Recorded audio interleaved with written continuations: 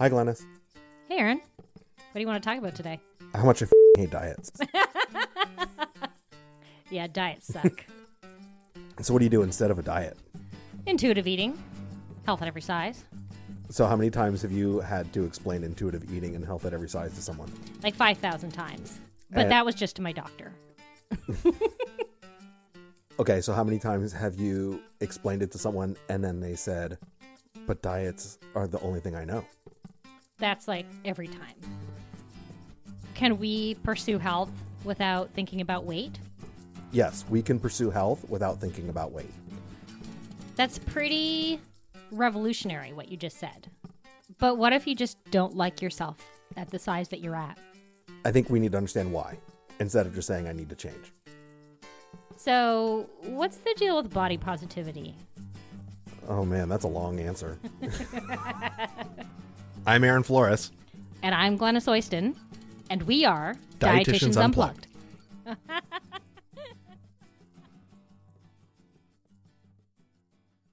Welcome to another episode of Dietitians Unplugged. This is episode 25.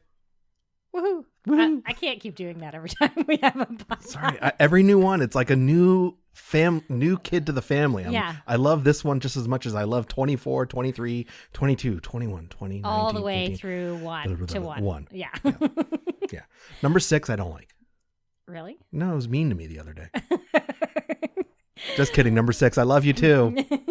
Aaron has a great deal of attachment to all of our podcasts. So Yeah. He's going to work that out in therapy Absolutely. pretty soon. Yeah. So this is like a big episode for us. We were so excited. We got to invite Ragen Chastain to come on to our podcast.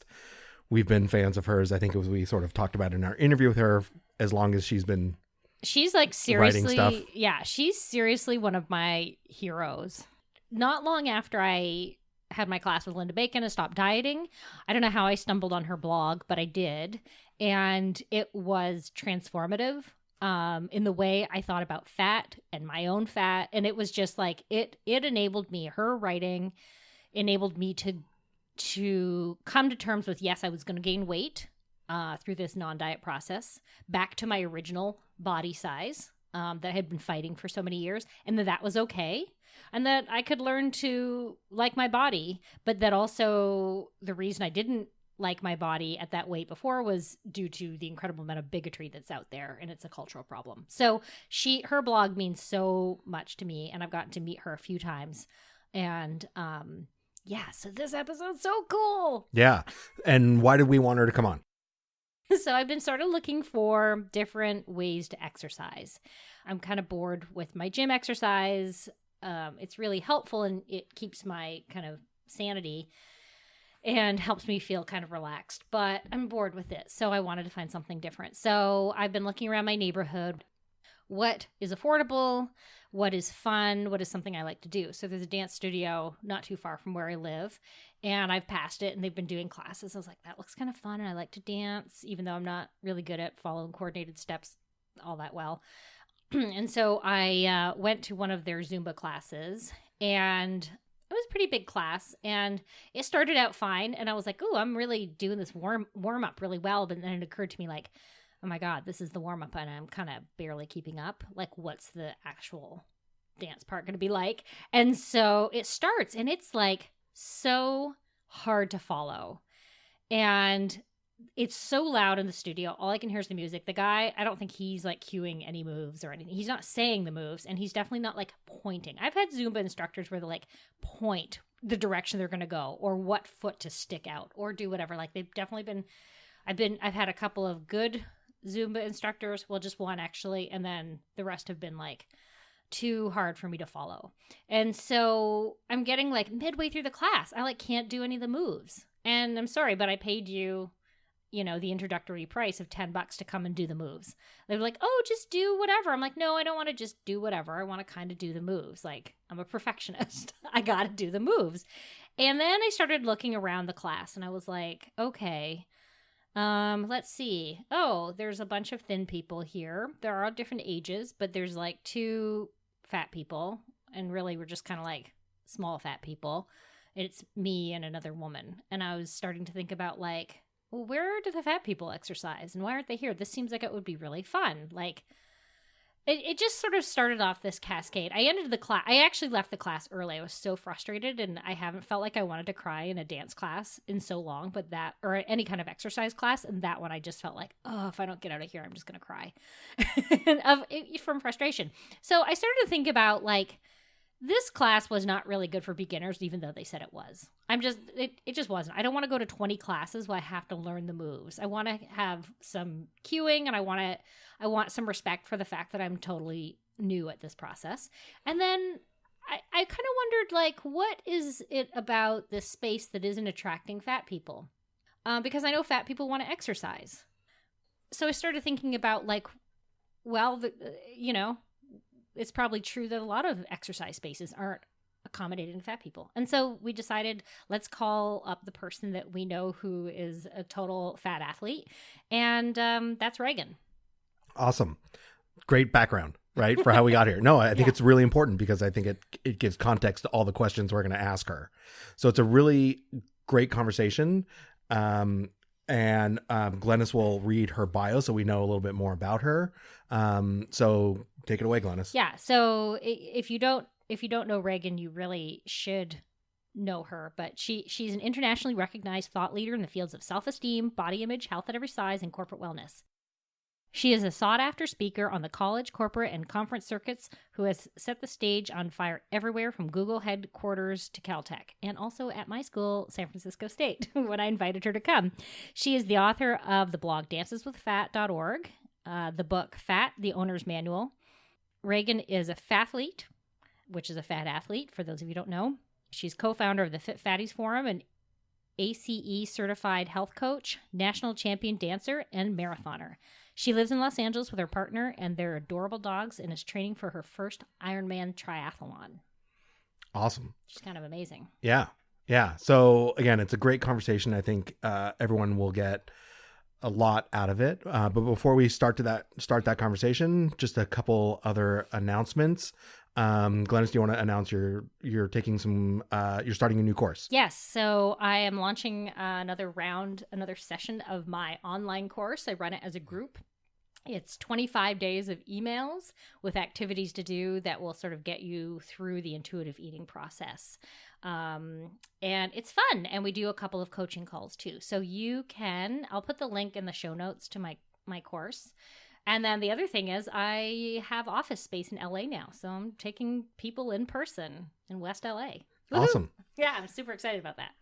And if you want me to send you 25 emails, just let me know. I could probably forward you some emails right now. I'm going to warn you, it's more work than you'll probably think. Well, these might not be related to anything, but I'll just send you 25 emails. It'll be like one day, hi. Hey. How's it going today? One. All right. So without further ado, here's our interview with Ragen Chastain.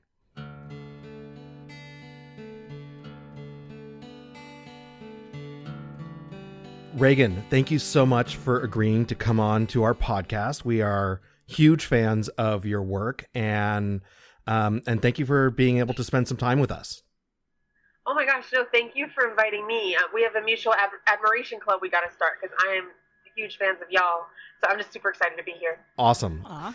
So I think what would be for the, maybe 6 people under the rabbit hole who don't quite know who you are, can you give us just a little bit of summary of how you came to your work as an activist within the community? And I'm, again, we use the word fat, not as a negative word, but how did you come to the work as a fat activist? Sure. So I was on my own personal health at every size journey, though I didn't know that was the name for it based on research that I had done about dieting and health. But I became a fat activist when a judge, I started competing in ballroom dance, and a judge kind of pinned me against an elevator and told me repeatedly that she couldn't stand to look at me. Wow. And it was pretty intense. And I just kept saying, like, okay. And her problem was that my dress had spaghetti straps so you could see my arm. And she put her finger in my face and literally veins popping and spittle coming out, or maybe that's not real. Maybe that was just in my imagination. But she put her finger in my face and was like, you have no business wearing spaghetti straps. And so, that she, finally she said, your teacher told me I could talk to you about this. And I was like, well, you don't have to get permission, and I probably won't choose to change the dress, but I appreciate you telling me it's such a problem for you. And she got really, really mad, but she walked away, which was my goal at that moment. But it was in that moment that I realized I had done a lot of queer and trans activism. I had done a lot of anti-racism work. And I knew that I was treated badly because I was a fat person. But that was my moment to realize that that I was part of an oppressed group like I was as a queer woman. And so that is when I decided to start the Dances with Fat blog to kind of talk about my experiences as a fat dancer. And it grew from there to be more of a blog that talks about lots of things with body image and health at every size and fat activism. So but before we go into I think a lot of the main topics we wanted to have you on, but can you give us a sense of how long ago that was? I think it was, I am the worst with dates. I am the worst, but I think it was 2009 that I started the blog. Okay. That's interesting for me because I think in my own evolution in this work is coming later to the social justice part of health at every size. So it's interesting that you were experiencing that and sort of coming to that realization in 2009 for me. Yeah, and it was a process. Also, it's really embarrassing, and I try to apologize at every opportunity. I did not know when I started the blog that there was a fat activism movement at all. And so I honestly thought that maybe I was the first person who was thinking these things, which is so embarrassing. But I didn't know about Marilyn Wan, Lynn McAfee, the Fat Underground, that this has been going on since the 60s. So my first posts are as if I'm the only one. So, which is really embarrassing, and huge apologies to the people who founded this movement. But yeah, I kind of found my own way until I actually discovered the Fatosphere. Yeah, yours is one of the first blogs I actually found. So back in 2010, actually, so not long after you started, and that was the first time I'd heard of fat activism. But it was a lifesaver for me in sort of understanding that, why I felt bad about my body had nothing to do with me personally and everything to do with the culture we lived in. So thank you for doing that. And so since then you've written a lot on your blog, and then you danced in competitions and did really well with those. And now you're training for an Ironman. So how did you how did you get to this point with the Ironman where you decided to do that? I became a person who makes really bad decisions. I've always done sports. I played sports all through high school. I played through college. I did dance, but I only ever did things I was good at right away. So I think the first and last time I played basketball was in 5th grade. And I wasn't good at it, and I was like, meh, never mind. And so I did this, and running was always the worst thing for me. I absolutely hated running of any distance. I was good at sprinting. And in fact, I was invited to join the track team in my high school, and understand I went to very small high school, so you only had to show a little bit of talent and a pulse to get invited to these things. But they wanted me to sprint and throw. And I was like, well, I can do that. And then the first day they were like, all right, we start every day with a 2-mile run for warm-up. And I was like, I quit. I literally quit of track. So I was like, I'd rather shave my head with a cheese grater than run 2 miles a day after school. So I did this 5K I had a cabaret company here in LA that I choreographed and directed for a while, and we decided to do that as a group bonding activity.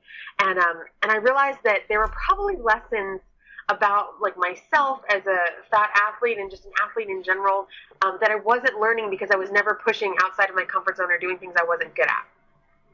And so I decided to do a marathon. I injured my neck at that time in a freak accident, and so I wasn't cleared to do any of the things that I like to do, like dance or strength training. And so I was like, well, they were like, you can walk or you can do water aerobics. And I was like, well, I'll walk. So I signed up with my best friend for the Seattle Marathon. We did it. We were absolutely terrible. And so I was thinking okay, I sucked at that. What could I suck at worse? And the Ironman came up as the natural next progression because I get to suck at 3 different sports over a pretty prolonged period of time. Yeah. So yeah, that's how I ended up now on the 3rd year of this 2-year journey to do an Ironman. So can I ask you a question about the marathon before we go into the more? So looking back on it, did you enjoy it, or you said you sucked through it, but did you? Looking back on it, was it a positive experience, or is it something you regret? I don't regret it at all. But in terms of what constitutes a positive experience, I don't enjoy the running part. Yeah. And at that time I was walking. We walked that whole marathon, and but I enjoyed crossing the finish line and getting the medal. Yeah.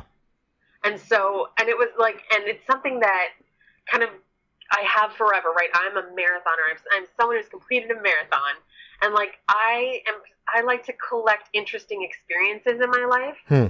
Like I like to do stuff to have done it and have that like cool experience. And so in that way it was worth it. Plus I got to spend 12 and a half hours with my best friend. So that was awesome.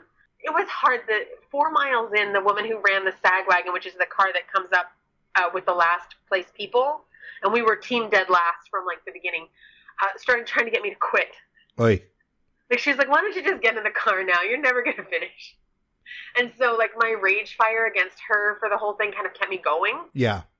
But it was a tough day, a really tough day. Yeah. The reason I have I'm a marathoner also, and it was, I think about doing one again, maybe, but the training took so much of my life that I don't know if I can commit to that again. But just like you, I liked getting the medal and I liked crossing the finish line. So that was my selfish question. Yeah, no, my motto for the Ironman, for every event I do, is cross finish line, get medal. Yeah, yeah. I work extremely hard and I don't get much better. So I used to be glacially slow and now I'm slightly less glacially slow. So my race is very different than other people's races. My marathon is more of an expedition kind of situation than it is like run a marathon, in 4 or 5 hours and then like go home and eat breakfast. I'm like run it all day and then go home and, eat nothing but mashed potatoes because that's all I can keep down. But yeah. Yeah. So what has marathon or Ironman, what has Ironman training been like for you?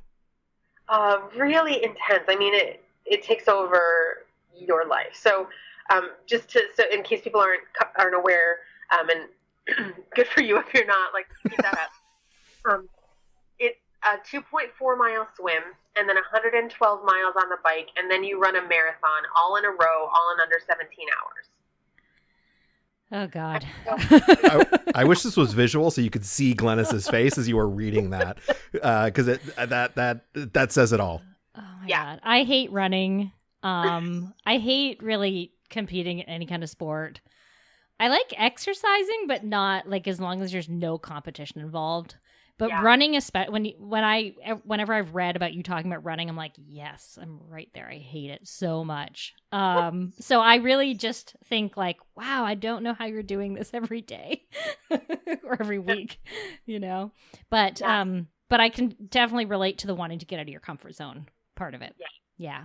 Yeah, and I'm excited. I mean, when this is done, I'm done. Like, people keep going, you're going to get bitten by the running bug. And I'm like, I do not see that happening. Like, I will squash that bug so fast. Yeah.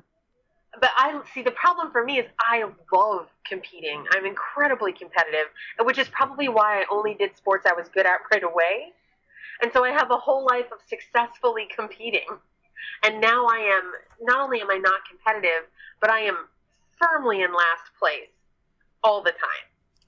And so that's been, and that's sort of, I think, where the learning is for me, learning to like run my own race and be okay with not even being close to the best, but being the absolute worst at something, and still doing it. Because, I really admire people who are like, oh, it's not about winning or losing. Like, it's just about doing the event. I'm like, man, that is a lovely outlook, and I wish I could capture that. Yeah, it must be incredibly challenging, again, given that competitive nature, for sure. Yeah, and it's different. Like, the way that I talk about health at every size and the way that I conceptualize fitness and the way that I think it should work is very different than like what I personally tend to do. And so I get a lot of the question like, how can you call this health at every size? Like, it's not healthy to do this much exercise. And I'm like, this isn't part of my health at every size practice. This is part of my like personal, goal practice. To me, it's like skydiving. Yeah. Right? Like, I don't have to jump out of a plane, and it's taking risks with my health that I don't need to take, but it's something I want to do. That's great that you sort of make that distinction too, because, and I know you've been pretty clear about that when you write about it, because there are lots of things that we do that aren't for our health that we enjoy doing. Yeah. Yeah. So, and this sort of fulfills that part for you. Yeah. So we talked a little bit before we recorded, or I sort of sent you the email talking about my experience in a dance class recently and how it just felt kind of all wrong in terms of not really being accessible to more than a tiny percentage of people that were really good at following moves, or, following moves without hearing any verbal cues or even any sort of pointing cues or anything like that. So, and it got us kind of thinking about like, oh God, the athletic world and the exercise world probably fails so many people. So how do you sort of feel about the athletic world and how it's failing the fat athlete or even the person who just wants to exercise in terms of like accessibility, like equipment or clothing or acceptance or the spaces? Yeah. Oh man, there's so much fail there. In terms of failing people who are beginners or people who want to do something that they're not good at, there's a constant fail around that. And Zumba in particular, I mean, I've danced since I was a kid. And so I was okay with like a dance class where they didn't give me any verbal cues and I just had to follow somebody, sort of through kinesthetic awareness. But I'm not sure, like that seems like a really hard thing to do if you're not a dancer. And I've seen people, I used to take some Zumba classes and I've really seen people struggle with that because it's not as easy to kind of pick up motions.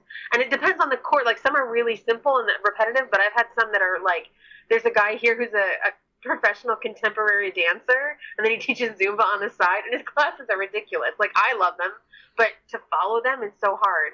So in general, I think that we're failing people in terms of creating an environment that people like, they get to and they want to stay and they want to keep going and they feel encouraged and they feel welcome. Also, just informationally, at a Zumba class I was at, she didn't give any cues for dancing, but she kept saying, move your hips because it will, whittle your middle and whittle your waist. And so I was like, what are you talking about? So at the end, I went up to her and I was like, because, we've known since 1980 that spot reducing isn't a thing. So I was like, can you help me understand what you mean when you say that by moving my hips, I'll change the size of my waist? And she said, oh, when you move your hips, it heats up that area of your body and that melts the fat. Oh, Lord. I know. And I was like, how about if you never talk again? Ever. But yeah, and so I kind of gave her a little, tried to help her out to understand that that's not how the body works. But like, it's concerning that people think that if somebody gets certified in something like Zumba, that they're now like an expert in nutrition and fat burning and how the body works. And it's like, there's a lot of misinformation there that fails people.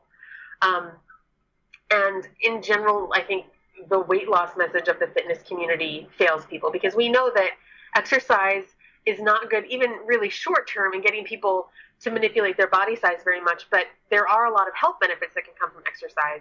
And when you tell people, if you do this, you'll get smaller, and then they don't get smaller, they quit. Right. Like, why wouldn't you? If that's the thing that you are supposed to be getting out of it and you're not, like, it's hard to go to the gym sometimes. It's hard to exercise. And so if people are trying to carve time out of a busy life to do this thing and then it's not quote unquote working, like, why would they come back? And so I think that's a huge problem, that we're not doing fitness from a health at every size perspective, that we're not talking about the health benefits of exercise, even a short amount of exercise, like whatever people can fit in kind of thing. So I think we're failing people there. And then in terms of specifically fat people, the fitness world fails fat people basically at every turn. So just trying to get dressed is a thing. And the larger you are, of course, the worse the situation is.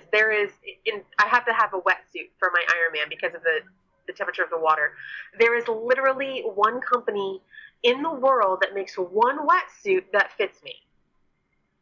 I have one choice. And if they stop making that, which is like not out of the question, I would have 0 wetsuits that fit me. Yeah. And wow. Before we found this company, I went to a custom wetsuit designer, and they were like, "Oh, no, we do wetsuits for like professional athletes who are trying to get an extra couple seconds on the swim. We have no idea how to create a wetsuit for someone your size." And so just gearing up, the things that other people take for granted, and the things that they're like, "Oh, do I want like the pink shorts or the yellow shorts? Do I want like this tank top or the zebra stripes?" Fat people are like, "Could I get a shirt? Like any shirt that's vaguely sweat wicking, like I would take it."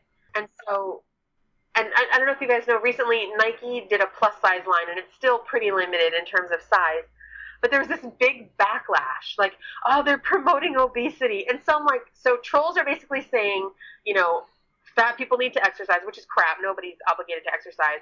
But then, you know, also they should apparently do it in bed sheet, in, you know, a toga fashioned from a bed sheet.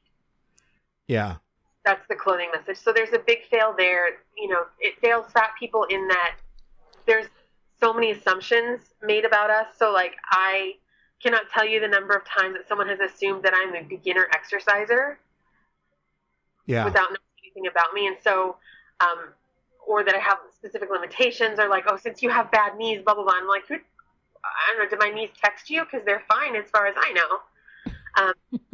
So, like, there's that aspect of it, the sort of fitness by stereotype problem that we have. And then just, you know, fat bashing that gets transferred into the fitness world. And interestingly, I personally have never been treated more poorly than when I'm working out in terms of fat bashing, up to and including people throwing eggs at me.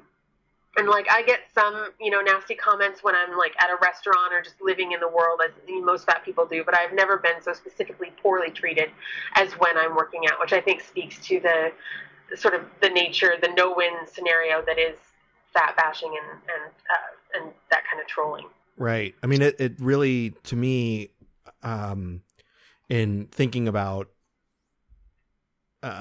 working with clients who are struggling with this, it makes it really apparent why a gym or exercising out in public would be so such an adverse event, such a thing to avoid, because of the intense stigma and the shaming that they can and might likely experience just doing those things. So you're right. It's a very sort of mixed message that's going on in our society. Yeah. I often tell people who aren't fat, like, think about the times when you don't feel like going to the gym. I'm like, oh yeah, that happens all the time. Think about if going to the gym also meant people were going to be absolutely cruel to you. Like, how would you make time to go, and how much easier would it be to just skip it, even though it's something you would like to do if it was a positive situation. So yeah, I think that's a huge problem. Do you know of Health at Every Size gyms? There are some. So there's one in LA that was created to be like for people, super gender inclusive gym, like a super inclusive gym, and so they do some Health at Every Size work. Unfortunately, most of the gyms, there are some gyms that are created for fat people, but most of those have like a serious weight loss component to it that, to me, that's fat bashing to me. If you say you should come to this gym because your current body is bad, and while we don't want to treat you poorly, we definitely don't want you to look like you look, that to me is the same fat bashing that I would get at any other gym. Yeah. So, like, I can't really get behind that. But yeah, I know there are Health at Every Size instructors. Courtney Marshall is a really good example of that. But in terms of actual gyms, not many. That's not shocking here. Yeah. Unfortunately. Yeah. Yeah. So how can we make these spaces that are designed for fitness more accommodating for a wider variety of sizes? Yeah. So I think the first thing that we have to do, if we really want to do this, and this is actually probably the last thing that will happen, but if I were, evil dictator, the first thing I would do is create health-based rather than weight-based environments. So no, body shaming, no negative body talk, no weight loss talk, just a place where we're trying to find joy or whatever our goals are in moving our bodies. Because that way everybody can be included, including people who either are predisposed to or are suffering from or recovering from eating disorders. So, everybody, I think, is helped by an environment that is body positive and Health at Every Size based. Looking at spaces, making sure there's adequate space for people of all sizes, making sure that the equipment accommodates people of all sizes. There's, nothing scarier than getting on that little blue bouncy exer ball and being like, man, I hope this doesn't burst under me. So you like keeping equipment in good shape, making sure that equipment holds, a wide variety of people. And then, in what should be obvious, but sadly isn't, not using fat people as an inspiration for thin people. So I've been in classes where they're like, yeah, work out to get rid of that muffin top. Yeah, work out to get rid of that, that stomach you have. And I'm like, and afterwards in a particular set class, I went up to the teacher and said, I'm not really motivated by you telling the class that they should be working out so they don't look like me. Yeah. So treating fat people like either problems or cautionary tales is a really dangerous way to go about fitness. And there's a pretty major fitness activity, and I won't say the name because I don't know if I can talk about it or not, but I noticed on there, it's a like national thing. I noticed on their website that they had a lot of like anti quote unquote obesity stuff. And so I emailed them and I was like, look, if you want everybody to participate in this, then you should make everybody feel welcome and not make fat people seem like a problem to be solved or a cautionary tale. And we did a phone call and they literally changed their whole website. Wow. And so like, I felt like that was a really good victory, but like, it was really happy and impressive to me that like they got it right away. Like whether or not they agreed with me about health at every size or whatever, they got that shaming people and telling them you need to exercise because your body is bad and other people need to exercise so they don't look like you is not an inclusive approach to fitness. So I think that's such a huge part of it. Even if you're someone who does believe in weight loss or who doesn't practice health at every size, making an inclusive environment means more people can attend, means more people can feel welcome, means they'll keep coming back and not quit. And I think those are all things that people working in the fitness world want. So everybody gets their needs met this way. Yeah. Yeah. It's sort of, to me, it reminds me of sort of this notion of, so ask before we go on, am I babbling too much? Would you like me to? No, this is awesome. Okay. So this leads me to another question of just when I was training for my marathon, and I ran at the same location. There was a park and they had these really huge park and you could do like a 7-mile loop and a 5-mile loop and a 3-mile loop. And between all of those, I could get all of my training runs in, by some combination of those loops. And it was really interesting because I was doing it with my father. We did a lot of our training together, and this is in the middle of like the middle of my health at every size work. And every time someone in a larger body would run by us or walk by us, or we would pass them, he would he never said anything to them, but he would sort of say, it's great to see all these people out moving. And it was sort of a way of saying like, it's nice that people in these larger bodies are out here moving. And I've read I think on your blog and on other blogs where it's like sort of that thumbs up of, it's good that you're out here, or like, keep it up, or comments like that, seem to come up. Can you give us a little bit of background on why that becomes so problematic? Sure. And I totally understand why people, because it seems like, people are encouraging you, like, why can't you be happy about that? And it's a difficult thing because, I know they mean well, but it's also, as you said, it's really problematic. So this happens a lot. And what I will see, is somebody sitting on a bench and like 10 people in front of me go past them and they say nothing. I go past them and they get up and start cheering like I just offered to donate a kidney to their child. Yeah. Right? And so what that says is I have a stereotype about people who look like you. You're breaking that stereotype, so I'm going to cheer you for breaking my stereotype, which is a problem because, first of all, none of that has anything to do with me, right? This is this person making a stereotype and then making a decision that people who break that stereotype are good, which gets into what we call the good fatty, bad fatty dichotomy. I think it's Kate Harding who coined that. And it's the idea that, like, some fat people deserve to be treated better because they do the quote-unquote right things. And that's like the right things based on whoever thinks they have the right to judge this, right? So whether it's how we eat or whether we exercise. And the good fatty, bad fatty dichotomy is crap. It's total crap, and it needs to stop. Yeah. Nobody's obligated to exercise or eat a certain way to get treated with basic human respect. Right. So, and so as a fat athlete, I know that I get that good fatty privilege, whether in, like all privilege, whether I want it or not, I get it. And so I need to know that. I need to be aware of how I'm using that and how I'm dealing with it.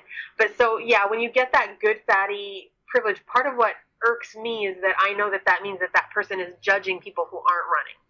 Yeah. And that I can't tolerate. So that's a big problem. It also, you know, especially when I'm running, like, I just want to be one more runner on the trail. You know, if I'm out there running, I want to be running for me. And if people are excited by that or inspired by that, I think that's important. And, you know, part of the problem in the fitness world is that fat people aren't shown because of the idea that we're quote unquote promoting obesity, which is, again, total crap. There's no such thing as promoting obesity promoting running if I'm promoting anything. But so it's important that people have role models who look like them. And so I'm happy for that. But in terms of like how people who have stereotypes and negative beliefs about fat people view me, like, I don't want to know about that. I don't want that interaction. Yeah. And so that also feels a little bit icky. And also there is, for me, you know, as somebody who is very strongly anti, you know, body size manipulation as a path to health, that idea that, you know, often they're like, keep it up, you'll lose that weight. And now I'm like, do I have to stop running and turn around and give like a short speech about health at every size and size acceptance? Or do I keep going and let this person make me an example of something that I loathe? Right. So then your run becomes, you know, 7 hours longer because you're probably stopping all the time to give that speech. Yeah. And I mean, I'm already stopping to pet dogs, so I just don't have time for both. You know what I'm saying? Yeah. But yeah, so like the last thing I want to do is become a reinforcement of diet culture. And that's happening because people are putting their stereotypes and their beliefs on me, which is gross. Or people will come up and start telling me their weight loss, like a shocking number of times to me. People will start like walking alongside me and start telling me about their diet or their weight loss attempts. And I'm like, why is this happening? I have headphones on, big giant headphones. I could not look less communicative in that moment. Wow. Like, oh, man, do I have to like stop and have this time, or do I just say, I don't want to hear about your weight loss, and then they think, oh, she's so rude. Like, it's really a problem on a lot of different levels. So yeah, while I know that people mean well, my rule of thumb for people is if you wouldn't do it for a thin runner, don't do it to a fat runner or exercise or whatever. I once was in a Zumba class again and had a trainer at the YMCA run across the YMCA. Like, I could see her coming at the door. I thought the room was on fire. And she ran and slammed the door open, ran up to me and was like, "It is so great that you're here." And I was like, what the? And I was like, no greater than anybody else who came here today. And she's like, no, like, you don't understand. Like, it's so amazing to see someone like you here. And I think really anytime you're going to use the word someone like you should probably back up 2 steps and really think about what you're saying. Yeah. That's not often going to end well. But yeah, so, that part where you treat some people different than other people based on the way that they look, not a good call. Yeah. And I find the comments too, are always there's some moralistic quality attached to them. Like, I was coming out of my gym, which is the free gym at my workplace. And it's like the crappiest little gym ever, but it's free. So I was coming out and one of the other people was leaving their work. They weren't at the gym and they're like, "Oh, good for you. You're working out on a Friday." And I was like, well, actually, this is like the only night I have. I kind of have to come for my mental well-being. Like, I don't think there's a moral, and I was just kind of annoyed that there was this moral quality attached to it. And, she was just like, "Oh, good for you." And I wanted to say, yeah, I was just doing some coke in the bathroom. It was great. Just like, I want to say like the worst thing to people when they say things like that. And I thought better of it because I was at work. But that kind of moralizing around, "Oh, you're good for working out. Good for you." It's like, oh, shut up. Just let me work out. Well, and it's like, that's part of like a greater issue where we have this like, will perform health for approval, right? And so we turn our health, the way that we eat or exercise, into a performance, right? That we're expected to, when a plate comes, we have to say, "Oh my God, that's so much food. I can never finish all that food. Oh my God, I'm going to have to do X time on the treadmill because I ate this cookie. Oh my God." Like, what if we talk about other bodily functions like that? Can you be like, hey, is this meeting, I have to pee, but I think that I can make it till the end of this meeting without peeing, but it's possible that I'll have to leave to pee, and I just wanted to say that right now in this meeting. Like, everybody would think that was ludicrous. But if I said this, if I gave like a 2-minute diatribe about, the finger sandwich I was about to eat, that would be totally normal. And so the way that we are expected to talk about our health and then sort of visit that on other people creates a lot of really uncomfortable and really, and an environment that's not really conducive to anybody engaging in health at their own way. And I haven't said this specifically, so I want to say it now. Health or exercise or body size or any kind of eating is not an obligation. It's not a barometer of worthiness. It's not entirely within our control, and nothing is guaranteed under any circumstances. So I just want to be really clear about that. These decisions about how we pursue health and what path we take are intensely personal and are between us and anybody we want to share them with. They're not, public health shouldn't be making the individual's health the public's business. Absolutely. So, what's so interesting is, and I see this on like fitness and exercising becomes the area of inspiration or where inspiration is perpetuated. So like, even if it's not even someone in a larger body, right? There's all these people who are posting, and have hundreds of thousands of followers about their exercise, right? Or what they look like as they exercise or them in the gym. And it seems like, just like with food, that everyone's relationship with exercise is tied to some moral issue, that I'm good if I do it and I'm bad if I don't. And I need this Instagram account to inspire me to go do this. When it's really, what I would say with food is, do those things internally, because you're going to feel better about yourself and you can listen to your own intuition about how, a healthy relationship with food perpetuates other parts of your lives. But it seems like we have such a hard time doing that with exercise. Yeah. And like, it is the advent of sort of Instagram has, had some good things, had some bad things, good in terms of representation. I have an Instagram, but I'm like the worst at updating it. Probably the last time I put something up is like 3 months ago. I always forget. And then later I think I should Instagram that. But it is causing real problems. And in the dance world, it's causing problems where young dancers are trying to do things for their Instagram accounts that they're not physically ready to do, that they don't have the training to do. And so we're seeing like an uptick in injuries and an uptick of career-ending injuries because they're trying to do this like cool Instagram thing without all of the technique that goes behind it. And I think that I wonder how much that crosses over to other fitness things. They're talking about with the obstacle course racing that we're having injuries and even deaths. People are dying on these courses because their build is like, oh, it's just a 10K. Oh, it's not just a 10K. And first of all, running 6 miles with no preparation is not easy for everybody. And even if it were, doing that while climbing over walls and crawling through mud pits and getting shocked and stuff, that's a whole other thing. And so there's a thing where, like, to get that Instagram moment, people are doing something that they're not trained to do and are getting hurt doing it. So I wonder about that too, like not just the moral part of it, which is a big problem, that proving through Instagram that I'm a good and worthy person because I ran a 5K this weekend, but also, physically how it's affecting people and how it's affecting people's journeys with their own fitness. Yeah. So we wanted to get your take a little bit on the Dani Mathers news fiasco bullshitness that occurred. We did a whole podcast episode on it, but since we've recorded that one, she was actually sentenced to I forget what her actual penalty was, but she was found guilty of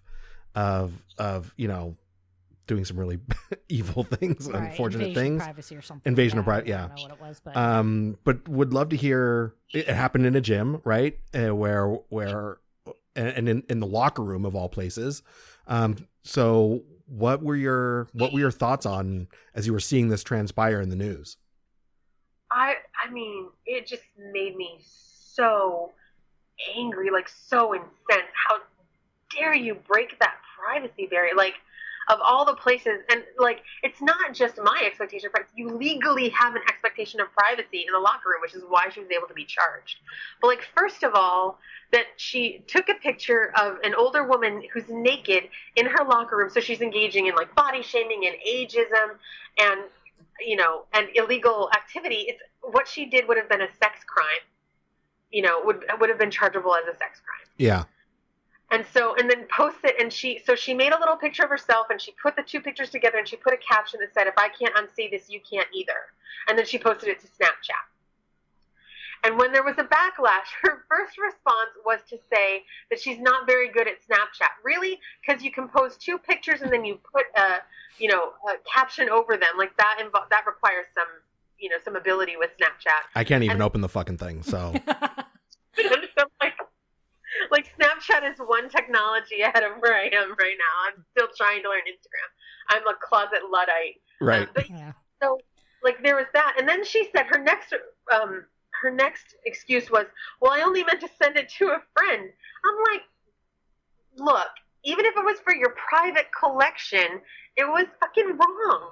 Yeah. Like, what are you doing? How dare you? And then she started tweeting out. So one of the reasons that I think that she actually did get charged with anything was that she showed no remorse. So she kept like tweeting out and Snapchatting out, I've never body shamed anyone in my life. Wrong. Like, you know, we can see you, right? Like you're not, you know that we see you in real time. So there's that whole thing. And then she, you know, because she's a former Playboy Playmate. And so, and I want to say that I'm not down with all the like slut shaming that happened around that. Like you do you want to be a playmate, be a playmate.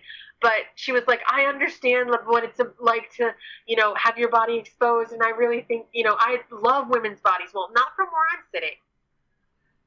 And so she pled down to this misdemeanor charge of invasion of privacy. And she got 30 days of cleaning up graffiti and 30 or 45 days, I think 30 days of cleaning up graffiti and then 3 years of parole. And to me, that's not nearly enough for what she did. Yeah. I think if anybody thinks about if it were them or if it were their mom or their grandma, you know, who it happened to, they would come to the conclusion that that wasn't nearly enough of a penalty for having your nude picture taken without your permission and then literally posted for the world to see. So that, I mean, and I think that it really shows how casual, you know, this kind of body shaming is. Yeah. You know, and like, she was taking a shower in the locker room. That's the place that you do that. You know, it's bad enough when you see these people who like shame people in the gym for not using equipment correctly or whatever, but like, all she was doing was taking a shower in the locker room. She was using the room for its intended purpose. Yeah, and I wonder how much the culture of shame that gyms sometimes perpetuate around fatter bodies kind of emboldened her to some degree. Because I think about like some of the gyms I've been to in LA, and they always have these, you know, the sort of propaganda pictures of people of only one size and one fitness appearance. Not even, we don't know their fitness level, but like bodies that only look a certain way, which is thin, muscled. And so I think it creates this idea that only those bodies are worthy of respect. Yeah. And that, you know, when you see a body outside of that they don't deserve respect, and that it's okay to shame them. And so I think to some degree, I feel like gyms kind of perpetuate this culture of shame. Oh, for sure. And I mean, so from a larger perspective, something that gets said a lot is that fat is the last acceptable prejudice. And that's bullshit. And anybody who says it needs to take it back. Like, people of color, black people are being shot by police in the street. Brown people are being asked for their papers by their waiters. Trans people aren't allowed to pee. Like, there's a ton of prejudice, and it's all way too acceptable. Right. But yeah. But there is tremendous prejudice against fat people. And it's, you know, there's a government sponsored war on quote unquote obesity.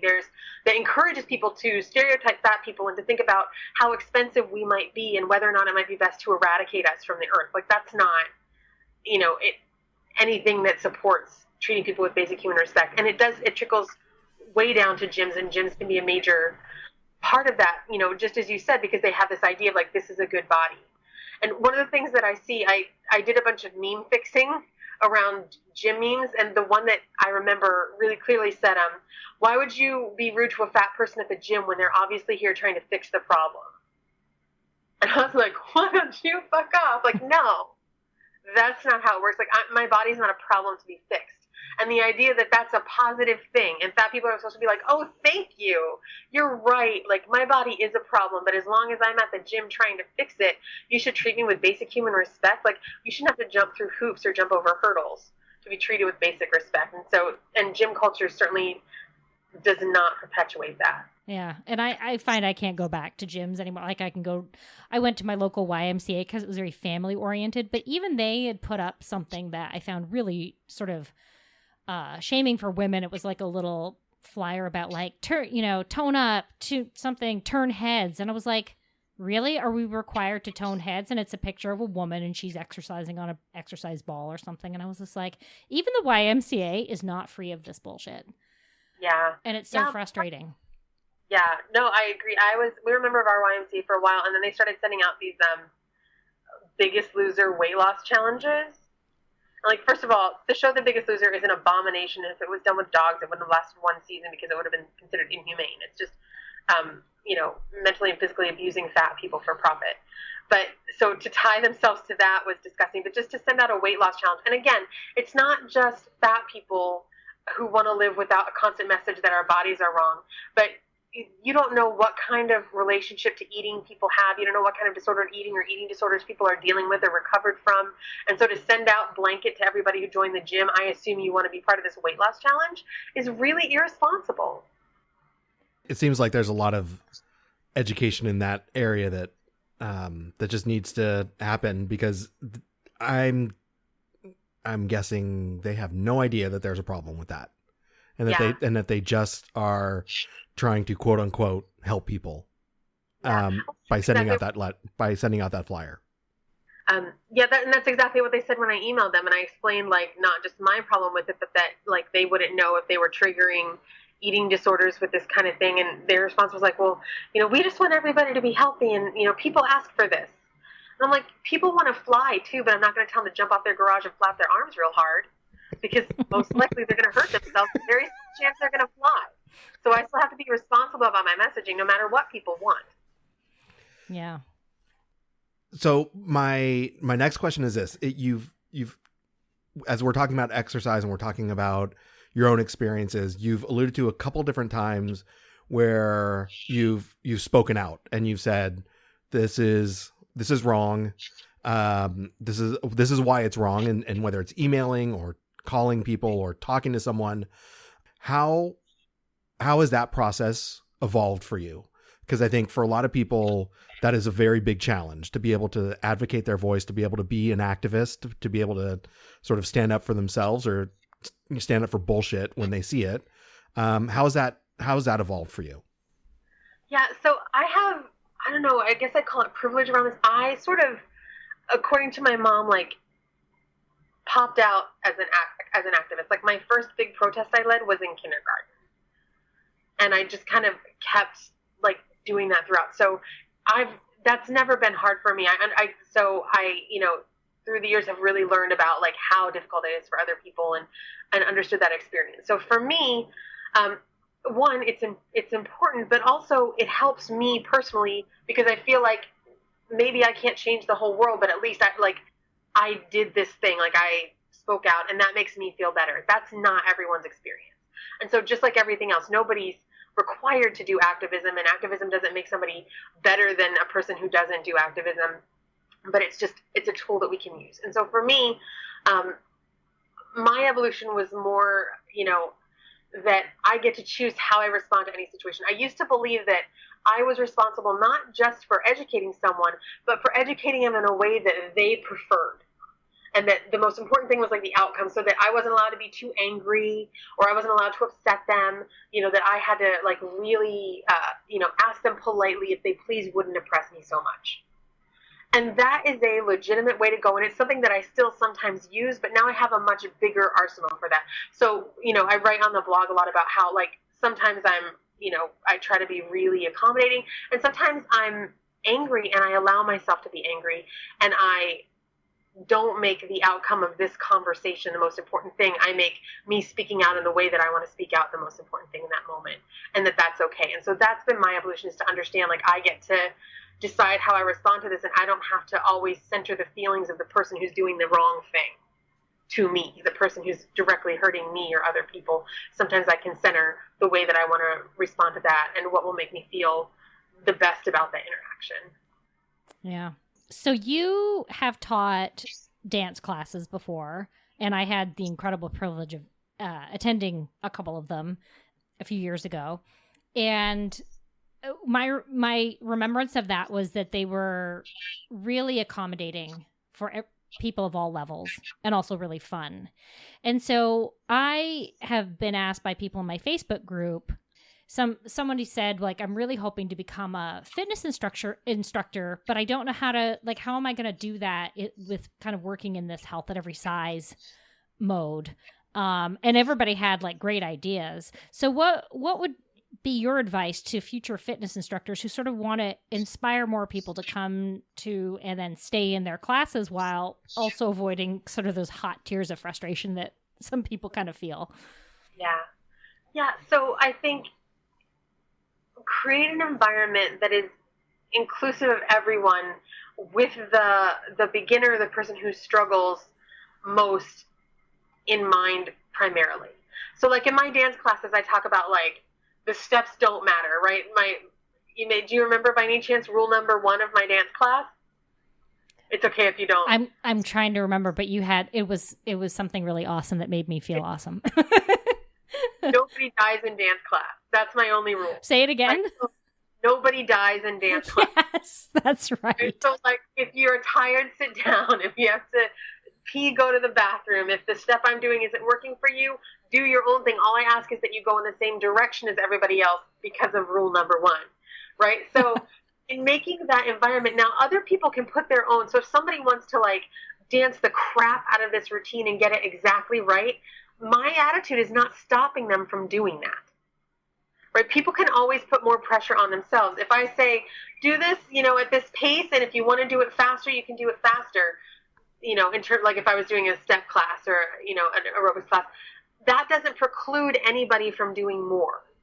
But if I make it inclusive for the people who are the beginners, who are struggling, who are, just coming to this, whatever, then everybody else can add on top.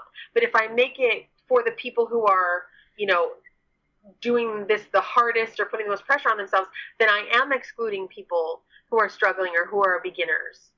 And so in terms of, like, creating a fitness class, if we could create environments that are welcoming for everybody and let people add more intensity if they want, let people, do things faster or, care more about getting the steps right, that's fine. But we've got to create these environments that are inclusive and, that are, unless it's specifically requested or, or mandated, that it's not competitive. Yeah, and maybe not using one person's body shape or size as a motivation for everybody else to keep exercising. Yeah, absolutely not suggesting that some people in the room should exercise because of the way they look and some people in the room should exercise so they don't look like those other people. That is not in any way an inclusive or appropriate thing for an instructor to do at all. So yeah, interestingly, so I first got certified for group exercise in like 1994. And I just last year got my health coach certification, which was a much bigger, like 6-month deal. And I noticed just how much the languaging around weight loss has changed. Unfortunately, they've still got weight loss language, but they're now no longer saying, like, you can, like, people burn X amount of calories a minute and you can easily calculate. Like, at least they're honest about, like, most people gain the weight back and we don't really know how this works. And so I, like, appreciate that. And there was an element of, like, don't stigmatize fat exercisers, but there was also a lot of, like, definitely stereotype fat exercisers.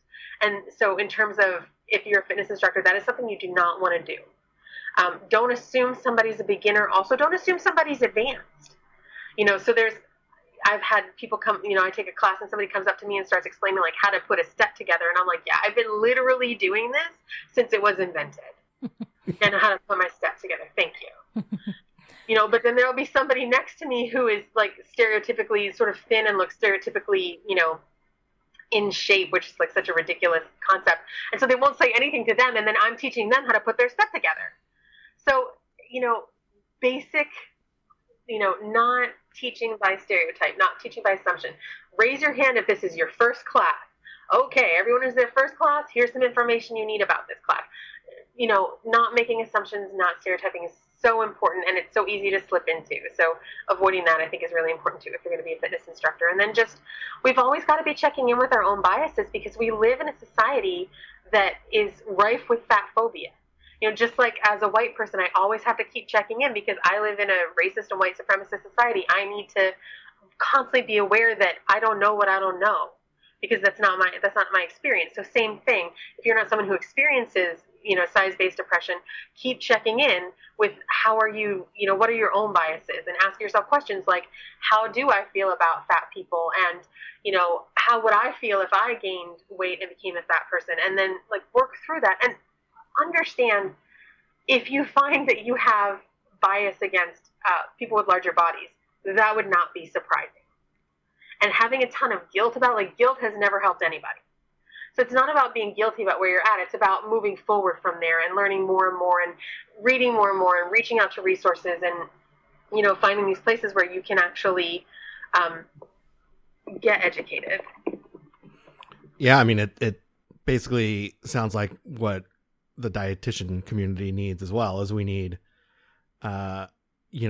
stigma and bias training and how to deal with it. And so unfortunately, I don't see that probably happening within dietetics as much, and I can't imagine how hard that would be to be for that to happen with all the different certifications for fitness training. But it sounds like it's something that's sorely needed in those environments. It really is. And when I first met Glenys, I was so excited to meet somebody who was, a future dietitian at that time, who was so excited about Health at Every Size and incorporating it, because it's so needed. And so you guys are so inspiring to me with what you're doing within your field, and then what you're doing with the podcast.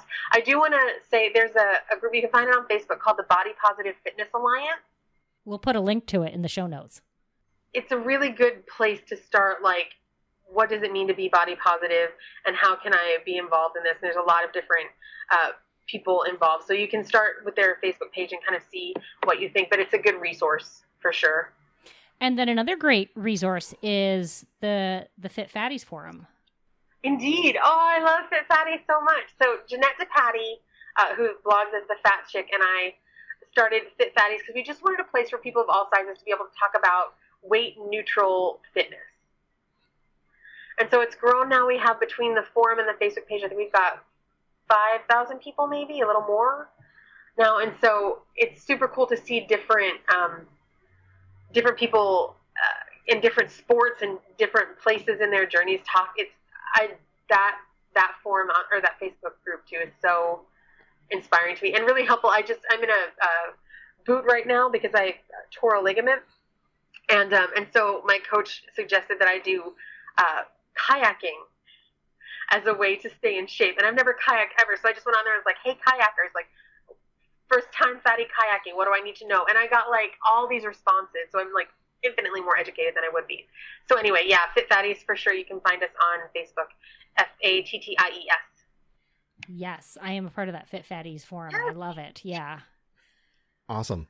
Well, Regan, this has been an hour has flown by, and I just want to say thank you for coming on and being so open. I gotta admit, I was one of those people who said weight was the last form of acceptable discrimination, and I wrote a blog on it a couple years ago, and I realized how fucked up I was in saying that. So I acknowledge that was a mistake I have made in the past, and I'm very sorry for doing it. But I'm so happy that I've learned why that was fucked up. No, but I think this has been a great hour. And I'm so thankful that you've came on and shared so much with us. Oh my gosh. Again, thank you for having me. I'm super honored. I love this podcast. So when you guys emailed me, I was like, really? Really? Me? So. Oh, really? Because I think we were kind of like, ooh, do you think she'll do it? Right. We're total, like you said, mutual admiration. I've been following your blog for forever, and it just was, I recommend it to everybody, and it felt life-saving to me, and a whole new perspective. So everybody needs to read your blog, Dances with Fat. And we'll link to that in the show notes, and also your Ironman blog as well, which is, for those who are into exercise and that kind of thing. I think they'll find that really instructive too. Cool. Yeah, ironfat.com is that one. Yeah. And yeah, I separated them because I know that a lot of my regular readers don't give a crap, and I respect and support that. So yeah, you only have to read that one if you want to. But yeah, thanks you guys so much. And Glenys, I just feel so cool.